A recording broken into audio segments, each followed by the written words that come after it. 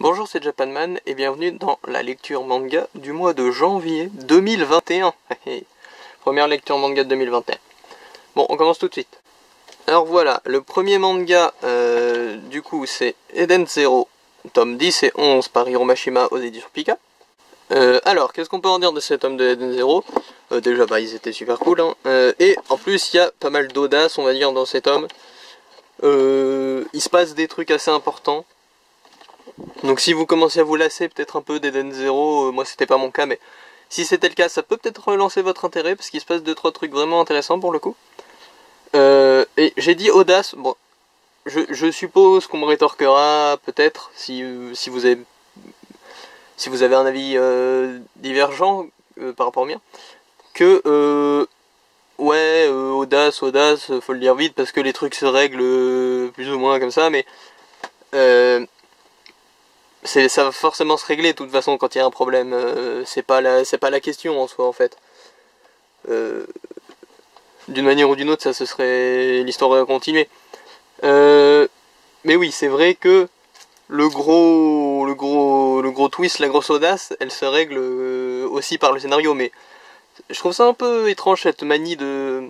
Enfin là je dis manie, je parle pas de quelqu'un en particulier là, hein, mais je parle de manière générale, cette manie de reprocher quand les choses sont réglées par le scénario.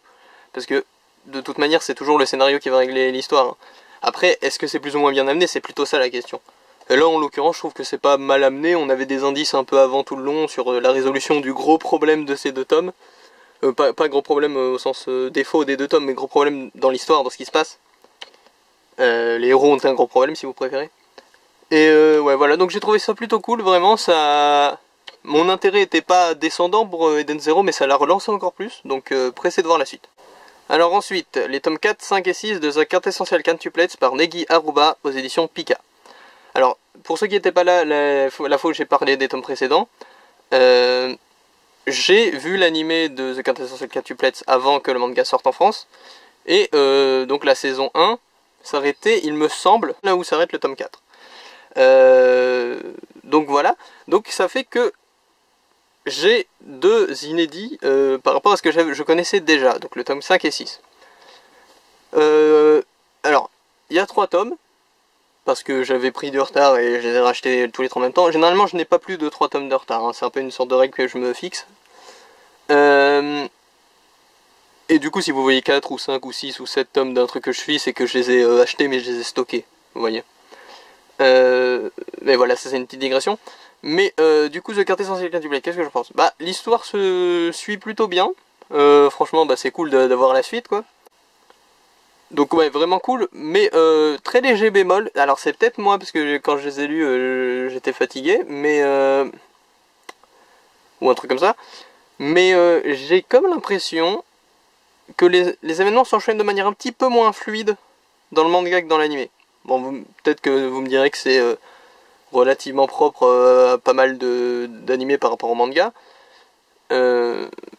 Mais c'est un sentiment que j'ai eu. Comme j'ai dit, j'étais peut-être un peu fatigué quand je les ai lus, donc c'est peut-être ça qui m'a fait un peu décrocher. Du coup, je sentais moins la fluidité des événements, quoi. Mais j'ai vraiment l'impression que c'est moins fluide dans l'enchaînement des choses. Pas à un point où c'en est vraiment dérangeant, mais à un point où ça se remarque un petit peu quand t'as vu les deux. Parce que par exemple, notamment dans les tomes 5 et 6, il y a une sorte de petite histoire, enfin il y a plusieurs chapitres qui suivent plus ou moins, vous voyez, où il y a une sorte de fil rouge en arrière-plan. Et il y a des moments, j'étais pas sûr de si le fil rouge, est-ce qu'on était passé complètement dans une autre histoire, puis ça s'était réglé hors champ, ou est-ce que, vous voyez, c'était pas ultra clair. Mais rien de trop dommageable, hein, c'est juste une petite réflexion que je me permets de faire comme ça, parce que je l'ai remarqué. Et donc sinon, The Quintessential Quintuplet, c'est vraiment cool, c'est une comédie romantique qui tient ses promesses pour l'instant. Hein. Franchement, je suis content que ça ait du succès, parce que j'avais bien aimé l'animé. Il me semble que la saison 2 de l'animé est sortie, ou qu'elle va sortir, je ne sais pas, je vois un peu les openings, tout ça passer, donc la saison 2 doit être sortie. Petit bémol du coup pour moi, parce que du coup je ne sais pas comment réagir. Enfin là, c'est un peu réglé tout seul, vous voyez, parce que moi, souvent je privilégie un seul support. Ça m'intéresse pas vraiment de suivre 2 fois la même histoire dans la même semaine, quoi. Vous voyez ce que je veux dire? Ou même dans le même mois, c'est pas... tu finis par t'ennuyer parce que tu sais déjà exactement ce qui va se passer. Sauf si t'es vraiment ultra fan. Mais moi, même en étant ultra fan, je suis pas du genre à revivre 2 fois la même histoire dans la même semaine ou dans le même mois, vous voyez. Et du coup, bon, là le problème c'est un peu réglé tout seul parce que quand j'ai acheté les 3 tomes et que je les ai lus, bon bah j'ai vu que ça dépassait de ce que j'ai vu dans l'animé. Donc logiquement, le destin me fait partir sur le manga là pour l'instant. Je regarderai quand même, je pense, la saison 2 un jour, sûrement quand j'aurai fini le manga du coup. Ce qui peut remonter à longtemps, hein. Ce qui peut un peu me bloquer, parce que je me dirais, ah mais j'ai pas envie de revoir la saison 1, mais en même temps je m'en souviens moyen. Ça pourrait faire plein de problèmes, mais bon ça c'est un peu moi qui suis un peu maniaque là-dessus. Mais voilà, donc je sais pas ce que vaut la saison 2, je pense qu'elle vaut le coup autant que la saison 1. Je sais pas, je peux pas vous dire par contre du coup, par rapport à la saison 2, est-ce que ces 2 tomes ça fait la moitié ou est-ce que ça fait l'épisode 1, vous voyez. Je pense que ça fait plus que l'épisode 1, mais bon on sait jamais. Hein. Donc voilà, mais je peux vous dire que par rapport à la saison 1, c'est à partir du tome 5 qu'il faut prendre. Donc si vous avez vu la saison 1 et que contrairement à moi, vous aimez pas avoir le... Enfin vous voulez juste la suite quoi, tome 5. Tome 5, et puis après vous continuez comme vous voulez. Donc voilà, vraiment cool, The Quintessential Quintuplets. Hop. Je ne manquerai pas de continuer. Ah, je sais pas mis dans l'ordre. Hop là. Je ne manquerai pas de continuer. Et le manga suivant, c'est Hiruma-kun à l'école des démons, donc Mairimashita Hiruma-kun, par Osamu Nishi aux éditions Nobi Nobi. Et avant que je parle de n'importe quoi sur Hiruma-kun, je dois vous montrer ça, parce que quand j'ai acheté le tome 1, j'ai fait exprès d'aller dans une librairie qui faisait l'opération pour avoir le badge, gratos avec, et j'ai oublié de vous le montrer. C'est pas la première fois que ça m'arrive un truc comme ça, mais là vu qu'il y a des tomes, ensuite j'ai l'occasion de me rattraper. J'avais par exemple pour Acted aussi, j'avais oublié de vous montrer les petits stickers qu'il y avait avec, mais bon. Donc voilà, j'ai eu l'opération du badge avec à la sortie de demain. Du coup, bon ça, si c'était pour... ça vous informe pas de grand chose, parce que à mon avis c'est trop tard pour l'avoir maintenant. Mais voilà, si vous n'étiez pas au courant, ça existe, ça a existé, hop. Un badge pour l'achat d'un tome. Ah, c'est marqué d'un tome. Donc s'il leur en reste, peut-être que vos librairies peuvent vous le donner pour l'achat du tome 2, du tome 3, du tome 4. Donc ça se tente. Mais donc sinon, pour en revenir aux mangas en eux-mêmes. Donc c'est assez marrant. Je les ai achetés en même temps que les quintessentiels quintuplets. Et c'est exactement la même situation que les quintessentiels quintuplets. À plusieurs égards. Déjà parce que j'ai acheté 3 tomes. Ensuite parce que j'avais 3 tomes de retard justement. Et je veux pas avoir plus de 3 tomes de retard dans une série que je suis activant. Également parce que j'ai suivi la saison 1 de l'animé avant que le manga sorte en France. Puis le manga est sorti en France, du coup ça m'a mis dans une position délicate vis-à-vis de la saison 2 qui sortira je ne sais pas quand, sûrement en 2021. Et voilà. La différence, c'est que dans le cas présent, le tome 4, c'est justement aussi la fin de la saison 1. Donc c'est marrant parce qu'en plus c'est aussi le tome 4 quoi. Sauf que ce coup-ci, le tome 4, c'est pas le premier de la liste de ceux que j'ai lus, c'est le dernier. Enfin quoi que je dis le tome 4, mais il me semble qu'on n'a pas eu l'espèce de mini-arc avec l'idol, donc je pense que le tome 5 en fait c'est encore un peu de l'animé. Mais voilà. Et en fait, du coup, le dilemme n'en est que plus fort parce que là où je vous ai dit pour The Quintessential Quintuplet ça me posait problème, mais le destin avait un peu déjà choisi pour moi vu que j'avais déjà lu des trucs qui se passent après la saison 1. Là, j'ai encore moyen de faire machine arrière. Si jamais je prends la décision de voir la saison 2 de l'animé et de faire un peu pause sur le manga, je peux encore le décider. Mais franchement, me connaissant, j'ai toujours eu tendance à privilégier la version manga sur la version animée. Je pense que je vais opter pour la version manga. Ce qui m'embête un peu parce que autant The Quintessential Quintuplets, l'animé il apportait surtout un peu de rythme, un peu de fluidité comme je vous ai dit. Mais sur Hiruma-kun je trouve qu'il apportait beaucoup plus. Dans le sens où, je sais pas par exemple, vous voyez, pour ceux qui l'ont vu, la musique, quand il se passe un truc génial. Genre quand Hiruma il fait le gros dragon ou quand il joue à la balle aux prisonniers. Si vous avez vu ou lu, vous voyez de quoi je parle. Vous avez cette musique là, très épique je trouve. Hein. Vous voyez c'est un peu épique, bizarre, bizarre monstre. C'est pas un style musical qui existe, hein, mais vous avez compris si vous connaissez la musique en question. bah, cette musique, je trouve qu'elle apporte énormément aux scènes. Elles sont beaucoup plus percutantes, beaucoup...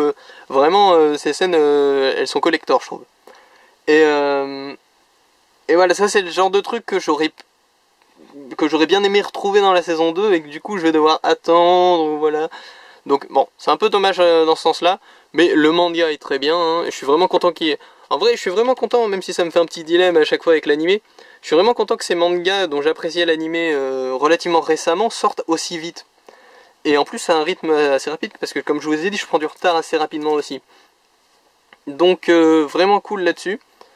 Donc pareil que je vais vous dire, pareil que pour The Quintessential Quintuplet, si jamais vous voulez du coup reprendre après la saison de l'anime en manga, vous pouvez prendre à partir du tome 5, mais je crois que le tome 5 c'est aussi un peu de l'anime, donc faudrait que je vous dise quand je l'aurai lu, si oui ou non c'est totalement l'anime ou s'il y a du inédit dedans.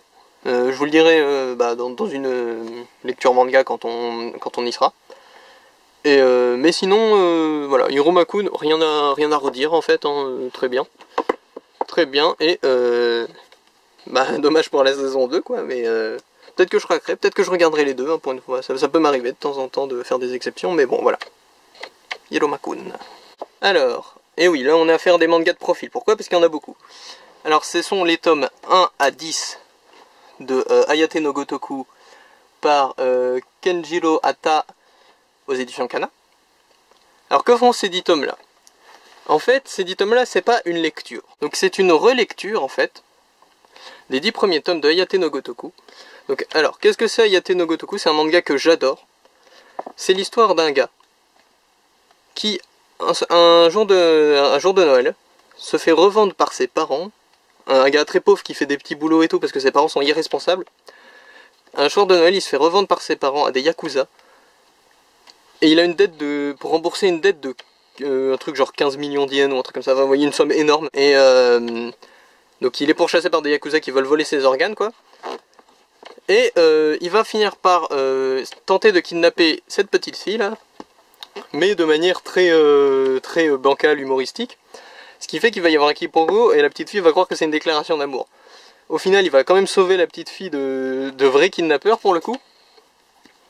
Et ce qui va se passer, c'est que il va donc devenir le majordome de cette petite fille qui est incroyablement riche. Mais genre riche de manga quoi. C'est-à-dire elle pourrait s'acheter un pays fastoche. Et du coup c'est très drôle, il y a beaucoup de personnages secondaires très amusants et tout. Et donc j'ai relu les 10 premiers tomes. Pourquoi est-ce que j'ai relu les 10 premiers tomes? Donc on va les mettre un peu de côté là. Hop là. Voilà. Vous vous en doutez, si j'ai relu les 10 premiers tomes, c'est que j'ai sûrement des tomes nouveaux. D'ailleurs ces 10 premiers tomes sont d'occasion, hein. Je les avais trouvés, c'était fabuleux la raison pour laquelle je les ai trouvés. Mais avant de vous dire quels autres tomes j'ai lus, je vais vous raconter un peu mon histoire avec Ayate no Gotoku, donc c'est le titre original. Parce que je suis vraiment très heureux d'avoir des tomes supplémentaires de ce manga-là. En fait, si vous voulez, à une époque lointaine, un soir, comme ça, je traînais sur YouTube, je m'ennuie un peu. Et là, je tombe sur quoi? Ayate no Gotoku, épisode 1 VF. Bon. À cette époque, je regardais, quand je retrouvais des sympas, je regardais les animés sur YouTube. Et donc, qu'est-ce qui se passe? Bon, bah, je clique dessus. Et là, pendant que je regarde, j'ai le sourire jusqu'aux oreilles. C'est très très drôle. C'est vraiment amusant. Ça te donne envie de sourire, cet animé. Et donc je regarde. J'ai peut-être mis plusieurs jours à tout regarder, hein, mais je regarde autant que je peux. Et au bout d'un moment, j'arrive à un moment où il n'y a plus d'épisodes. Mais l'histoire n'est pas du tout finie. Et donc je me renseigne. J'essaye de trouver les autres épisodes. Je me dis peut-être qu'il les a pas mis sur YouTube, machin. Et il se trouve que la VF n'existe plus. À partir de ce moment-là. C'est-à-dire, ce n'était pas une fin de saison. Hein. C'est-à-dire, à la moitié de la saison 1, du premier anime Ayate no Gotoku, il n'y a plus de VF. Et là, j'étais quand même bien dégoûté. Parce que, déjà, j'avais pas trop... comme je vous disais, je regardais pas mal des animés sur YouTube à cette époque-là. Du coup, j'avais pas trop le moyen de trouver les épisodes en VSTFR pour la suite. Et de toute manière, je m'étais beaucoup attaché aux voix VF et j'avais pas envie de continuer en VSTFR. Du coup, j'ai un peu résigné, bon bah je dois arrêter. C'est vraiment dommage parce que c'était une série qui m'avait vraiment rendu très content. Mais bon, voilà, j'ai dû m'y résoudre. Et au bout d'un temps indéterminé après, je ne saurais vraiment pas vous dire, franchement, c'était il y a longtemps aussi, mais je ne saurais pas vous dire si c'était 2 semaines après, ou 3 mois, hein, ou 2 ans. Je tombe sur ces 10 tomes-là d'occasion, en état plutôt correct. Alors je pensais qu'ils étaient en parfait état, j'ai vu dans les tomes 3, 4, 5, là, quelque chose comme ça, des espèces de petites taches jaunes. Je sais pas si c'est au fil du temps, chez moi, qu'elles ont été faites par l'humidité ambiante et tout, ou si elles étaient là quand je les ai achetées, franchement je m'en souviens pas. Et donc voilà, j'ai trouvé ces tomes-là, j'étais très content de les avoir. C'est vraiment un animé que j'avais beaucoup apprécié, et avoir le manga c'était quelque chose que je voulais. Et donc voilà, très content. Et voilà, donc j'ai vu l'animé.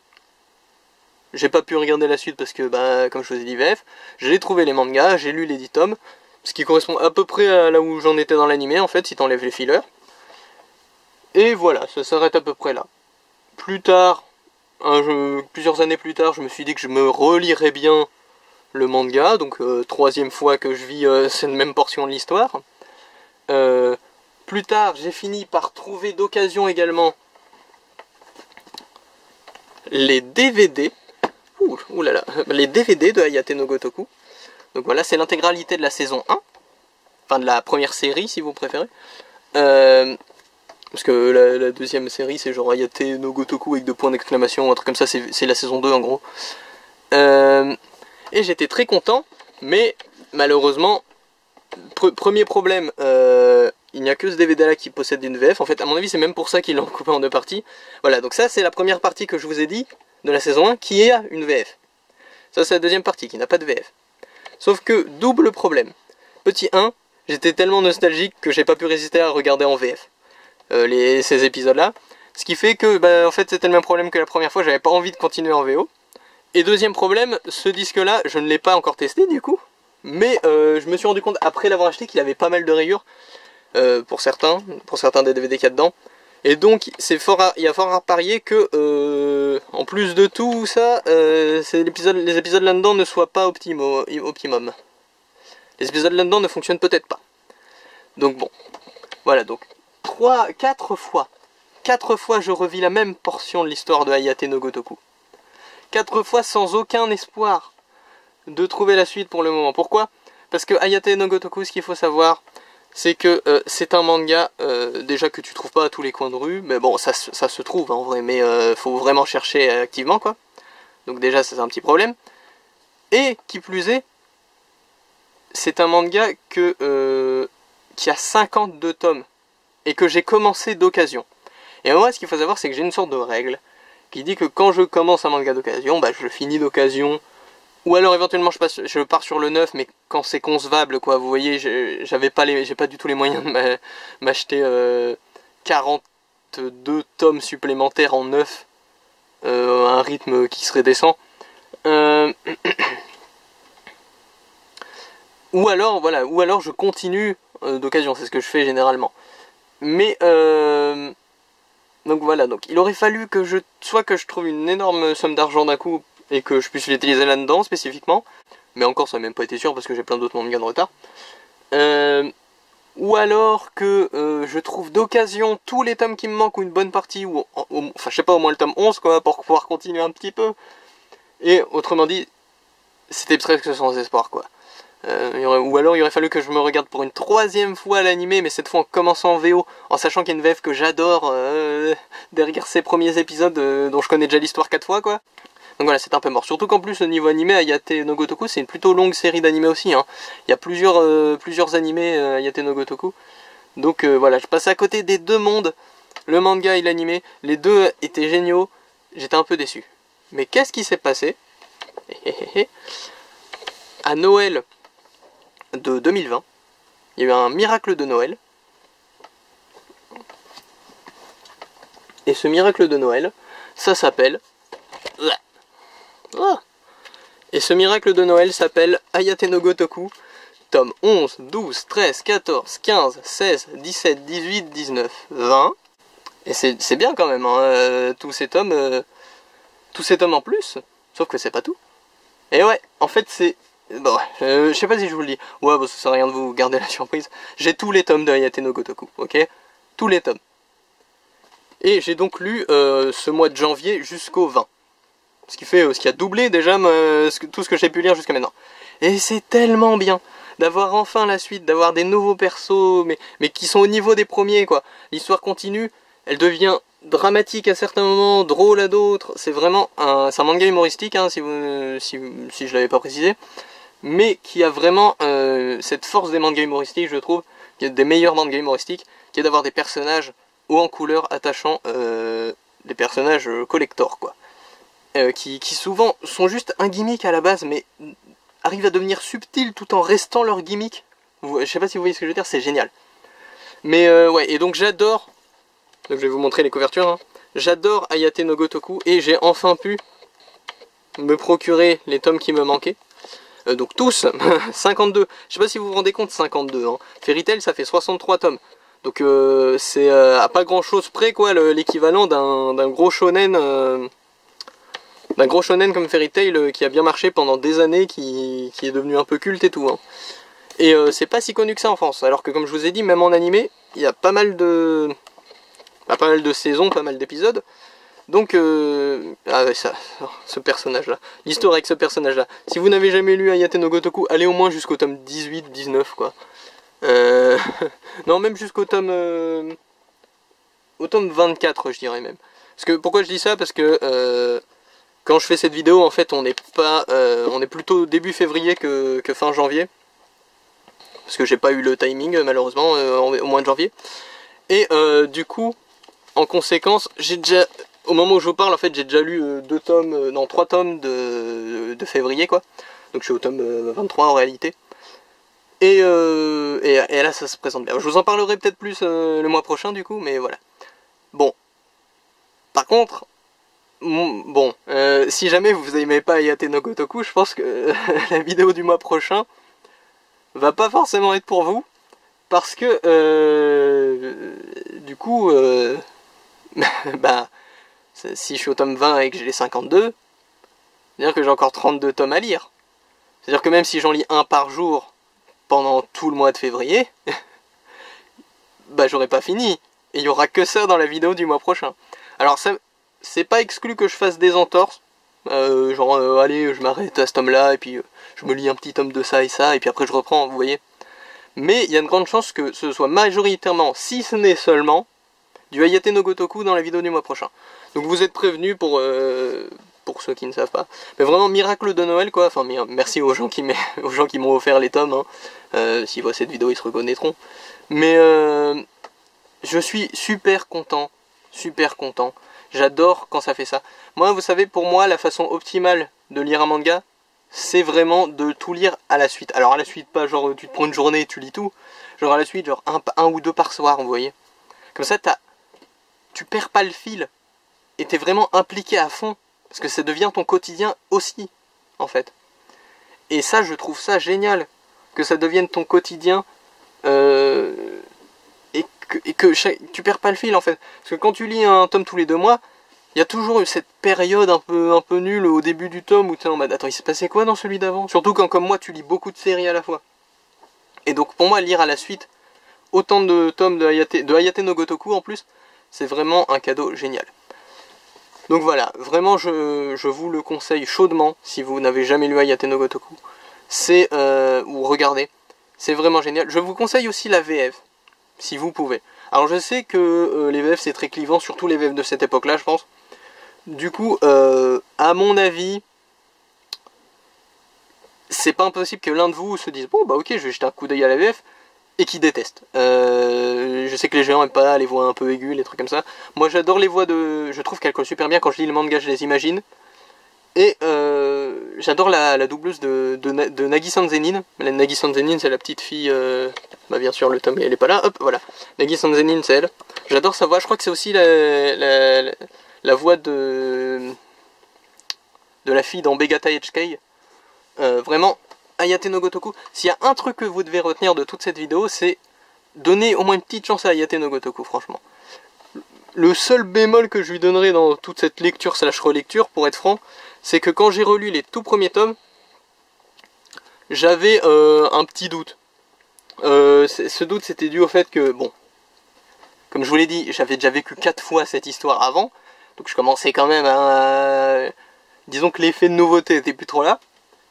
Et en plus, bah, c'était le début, quoi, du coup j'étais un peu... Il fallait que je me remette dans le bain. Mais, franchement, au bout de une fois que j'avais commencé j'étais à peu près à la moitié de ce que j'avais déjà lu, je commençais à avoir des trucs dont je me souvenais moins bien, logiquement, plus l'histoire l'avance.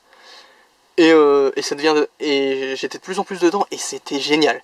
Et quand ça arrive au tome que j'ai même pas idée qu'il se passait des tels trucs après, c'est encore mieux. Donc franchement, Ayate no Gotoku, c'est si vous aimez bien tous les mangas un peu, je dirais pas obscurs parce que en vrai il y a 52 tomes quoi, et c'est paru en France tout ça. Et ça va finir que récemment en plus il me semble, genre il y a moins d'un an. Mais si vous aimez bien les mangas un peu obscurs entre gros guillemets du coup, et que vous êtes en mode oh tu ne connais pas cette pépite méconnue, voyons, Ayate no Gotoku, tout le monde connaît. Et bah prenez ça, quitte à être hautain envers les gens qui connaissent pas. Parce que franchement ça mérite à être connu ce truc là hein. Donc voilà, donc préparez-vous à en revoir et je vais vous laisser avec ça parce que je sens que ça fait déjà la moitié de la vidéo comme où on parle de ça. Donc voilà, on passe au manga suivant. Et donc pour le dernier manga de cette lecture du mois de janvier, j'ai We Never Learn de Taishi Tsutsui aux éditions Kazé, tomes 13 et 14. Alors, je vous ai dit qu'on arrêtait d'en parler, mais Ayate no Gotoku, je vous ai dit que peut-être le mois prochain je ferai une ou deux entorses pour lire autre chose entre deux, histoire qu'il n'y ait pas que ça, et aussi histoire que moi je sois pas tout le temps non plus dans Ayate no Gotoku. Et aussi parce qu'il y a des trucs que j'ai envie de lire. Mais si je vous dis ça, c'est parce que bah, j'en ai déjà fait une en fait. Pour We Never Learn, tome 13 et 14. Alors après, quand j'ai fait cette entorse, c'était au moment où je vous ai dit, où j'avais un petit doute, au tout début dans la relecture, j'étais en mode, ouais, c'est cool, mais c'est pas aussi cool que ce que je pensais de relire, parce que j'étais au début, des trucs comme, enfin je vous ai déjà expliqué pourquoi.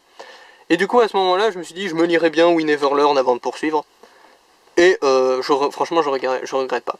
J'avais déjà exprimé le fait que j'avais l'impression que l'histoire allait de plus en plus vers sa fin, parce que bah il n'y a plus de promesses, enfin il n'y a plus de... Je veux dire, le gars a plus besoin de son... Les tomes d'avant, là, le gars avait plus besoin de sa recommandation. Vu qu'il voulait plus aller dans une école super prestigieuse, machin, il voulait devenir prof. Du coup, bah, il n'y avait plus rien qui est au niveau contractuel, quoi, il n'y avait plus rien qui reliait tous ces personnages entre eux. Donc, je me disais que ça allait peut-être aller vers la fin de plus en plus, parce que tout ce qui restait pour les lier, c'était le côté romance. Et il se trouve qu'en fait, ça le fait plutôt bien, le côté romance. C'est plutôt naturel, en fait, qu'ils restent tous ensemble. Ça se voit qu'ils sont devenus amis. Ça remet pas en question le fait qu'ils traînent ensemble et qu'ils s'aident à réviser, en fait. Le fait que le gars, il veuille plus la recommandation. Donc, bah, l'histoire continue.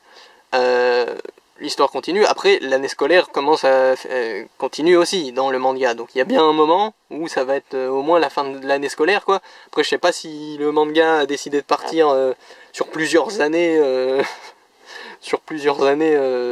je pense pas. Ce serait un peu bizarre, non? Enfin, je sais pas, je vois mal l'histoire s'y adapter. Après, tout est possible en fiction. Hein. Ce serait pas si improbable que ça dans l'absolu. Mais voilà. Et We Never Learn, c'est vraiment une comédie romantique très très très cool. L'héritier de Nisekoi c'était marqué sur le premier volume en petits stickers là. Et bah c'est pas volé, hein. Pour moi c'est vraiment l'héritier de Nisekoi à plusieurs égards. Et d'ailleurs, bon ça je pense que vous le savez parce que je vous le dis à chaque fois, c'est l'auteur de Kosaki Magical Patissier, donc le spin-off de Nisekoi, qui est l'auteur de We Never Learn. Mais, autre chose, alors je ne pourrais pas vous le montrer parce que je ne saurais pas retrouver la page, mais dans ces deux tomes, à un moment, on voit un personnage prendre un gâteau ou un truc comme ça sur un stand. Alors on comprend pas trop si c'est dans un étal de supermarché ou si c'est un stand vraiment dans une pâtisserie. Mais on voit un stand sur lequel il y a marqué sur le sachet, tu vois, c'est un personnage qui achète un gâteau ou un truc comme ça. Et sur le sachet, il y a marqué pâtisserie Onodera. Onodera, pour ceux qui ne connaissent pas, c'est le nom d'un personnage de Nisekoi. Alors, est-ce que c'est d'une simple référence, ou est-ce que c'est un univers partagé? Parce que les deux mangas sont des mangas du Shonen Jump, si je ne m'abuse. Ouais, c'est ça, ouais, les deux sont du Shonen Jump. Ce qui pourrait... Et les deux auteurs s'entendent suffisamment bien, dans le sens où il y en a un qui a carrément fait un spin-off de Nisekoi. Donc probablement avec l'aval de l'auteur de Nisekoi. Ce qui signifie que c'est pas du tout impossible. Alors, je m'emballe, hein. En tout cas, ce qui est sûr, c'est qu'il y a une référence. Et ça, je trouve ça très cool. Mais s'imaginer que ça se passe dans le même univers, ce serait encore plus cool parce que... vous voyez ce truc à la toute fin de Nisekoi où tu vois les enfants des personnages dans une sorte de mini-chapitre pas ancré. Et ben je me dis, ça, ce serait... Alors je serais curieux de le lire, mais ce serait intéressant sans plus, entre guillemets, s'il n'y a pas d'ajout à la situation. Si jamais ils en faisaient un manga. Mais... Enfin, je veux quand même que ça sorte, moi, si c'est prévu, hein, mais... Si, imaginons que ça se passe dans le même univers que We Never Learn, et qu'en plus d'avoir les enfants des personnes Nisekoi, il y a aussi les enfants ou les personnes We Never Learn un peu plus vieux. Ça rajouterait pas un peu plus d'intérêt? Ce serait une sorte de suite crossover. Bon, là encore une fois, je m'emballe. Hein. Y a rien. Il y a juste un sachet où il y a une référence à Nisekoi, hein, dans l'absolu. Mais j'aime bien un peu rêver à ces trucs-là. Et dans tous les cas, ça faisait plaisir de voir une référence à Nisekoi. J'aime bien ce genre de références qui sont suffisamment, disons, directes pour qu'il n'y ait pas d'ambiguïté. Vous voyez, c'est pas la pâtisserie Onodera, c'est pas le mec, il a mis 3 syllabes enfin 4 syllabes, Onodera, bon allez, je vais prendre ça. Non, c'est forcément qu'il a voulu faire référence, surtout qu'il y a Onodera tient littéralement une pâtisserie dans Nisekoi. Mais c'est pas le truc qu'on vient de balancer à la face, genre hey, t'as vu, je connais Nisekoi, j'ai fait le spin-off, t'as vu. Non, oui, c'est juste un détail sur un sac de supermarché, donc ou de pâtisserie. Donc là pour le coup, petit détail super cool qui m'a pas mal marqué, qui m'a pas mal fait rêver du coup. Mais voilà, dans tous les cas, We Neverland vraiment cool. Je n'ai jamais vu l'animé, mais franchement je m'écoute l'opening de plus en plus souvent là. Bon, comme j'ai dit, souvent l'anime et le manga, je les lis pas en parallèle. Hein, enfin, je lis pas et je regarde pas en parallèle. Du coup, si un jour je regarde l'anime, ce sera quand j'aurai eu le temps d'un peu oublier le manga, donc pas du tout de suite. Mais je trouve quand même ça cool de pouvoir s'écouter les openings. Ça te met un peu, tu sens un peu l'ambiance du manga, du coup, mais par la musique.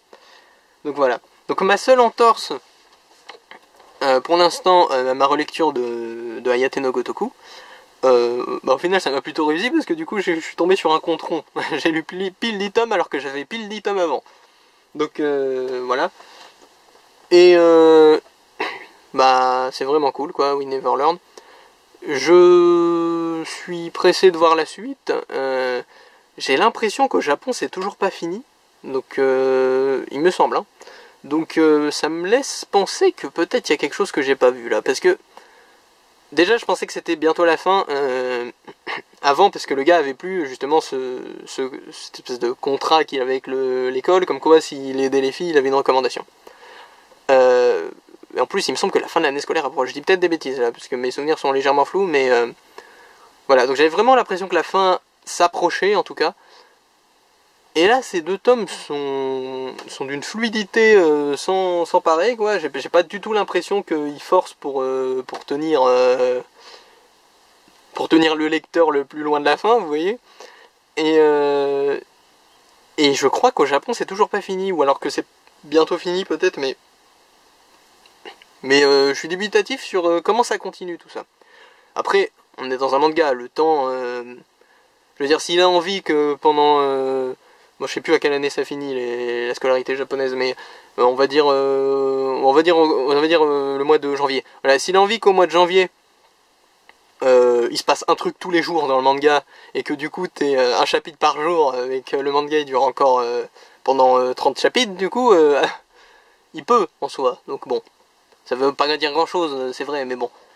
Je suis content que ce manga arrive à se maintenir à flot de manière aussi naturelle alors que j'avais l'impression que ça se rapprochait de la fin. Donc voilà. Alors, concernant le coup de cœur du mois, du coup, qu'est-ce que je vais prendre? Alors vu toutes les éloges que j'ai faites, vous pourriez vous attendre à ce que je prenne Ayate no Gotoku. Mais j'ai décidé de, on va dire, l'éliminer pas du tournoi, mais enfin l'éliminer des mangas que je pourrais prendre comme manga du coup de cœur du mois. Parce que, pour deux raisons. Premièrement, c'est à moitié une relecture, donc c'est un peu de la triche. Deuxièmement, parce que le mois prochain, c'est presque sûr que ce sera Ayate no Gotoku, hein, on va pas se mentir. Déjà, rien que les 3 tomes que j'ai lus du mois de février, franchement, c'est génial. Et il y aura sans doute, si ce n'est presque que ça, dans le mois prochain, du Ayate no Gotoku. Donc il y a des énormes chances que ce soit Ayate no Gotoku qui remporte le mois prochain. Et j'ai envie de laisser sa chance à autre chose, surtout qu'en plus, comme j'ai dit, c'est à moitié une relecture ce mois-ci. Et donc, ça nous laisse quoi? We Never Learn, Irumakun à l'école des démons, The Quintessential Quintuplet et Eden Zero. Je pense que je vais opter pour Eden Zero. Pourquoi Eden Zero? Parce que comme j'ai dit, il se passe un truc que je trouve audacieux, même si oui, ça se règle par le scénario, comme n'importe quoi, j'ai envie de dire. C'est relativement bien amené. Mine de rien, il y a quand même du vrai suspense sur comment la situation va se régler, hein, parce que moi j'avais imaginé au moins 3 façons différentes dont ça pourrait se régler par le scénario, entre guillemets, vous voyez. Et pour le coup, c'était pas dans celles que j'estimais les plus probables. Donc vraiment très cool, pressé de lire la suite Eden Zero, la suite qui est déjà sortie, hein, le tome 12 est déjà en vente là, mais j'ai trop de mangas de retard, je pense que vous ne le verrez même pas le mois prochain. Je veux dire, même hors Ayate no Gotoku, je pense que vous ne l'auriez pas vu le mois prochain, le tome 12 de Eden Zero. Donc on le reverra quand on pourra, hein. Mais vraiment, vraiment sympa Eden Zero. Je suis pas déçu de ce manga, franchement. Alors, du coup, ça c'est les lectures du mois, donc c'est pas mal grand, hein, mine de rien, avec tous les tomes de Ayate no Gotoku. Et bah voilà, il n'y a pas grand chose à rajouter, hein, si ce n'est que bon, ça vous allez le revoir pas mal le mois prochain, peut-être même le mois d'après, donc bon, préparez-vous. Et sinon, bah, franchement, que des bonnes, enfin, du coup, pas des bonnes pas surprises, parce que je m'y attendais à ce que ces trucs-là soient bons, hein, faut pas se mentir. Et bon, bah, du coup, c'est réglé pour mon dilemme avec l'animé de The Quintessential Quintuplet. Celui de Hiroma, j'ai encore moyen de faire volte-face, mais me connaissant, bah, ça va partir sur le manga. Hein. Ouais, mais la suite de Eden Zero et We Never Learn, je m'inquiète pas, ça promet. Et voilà, donc je vais pas vous garder plus longtemps, à mon avis. Vous avez bien compris à quel point j'aime bien Ayate no Gotoku, je vais pas le répéter une énième fois. Ah bah si, je viens de le faire. Bon, voilà. N'hésitez pas à discuter avec moi dans les commentaires, c'était Japanman, à la prochaine.